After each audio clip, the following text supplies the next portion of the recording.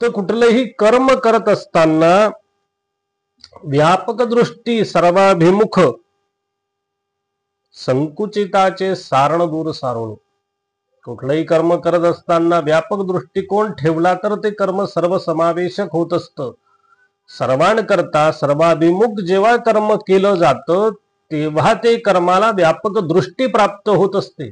आपलं काय होतं, आपण आपल्या परिवारापुरतं किंवा स्वतःपुरतं ते कार्यातून उत्पन्न प्राप्त करून घ्यायचा जेव्हा विचार होतो तेव्हा ती आपली संकुचित वृत्ती ठरते. ती वृत्ती केवळ माझा फायदा झाला पाहिजे, मला सर्व लाभ झाला पाहिजे, हा संकुचित विचाराचं सारण जोपर्यंत दूर सारत नाही तोपर्यंत व्यापक दृष्टी प्राप्त होत नाही.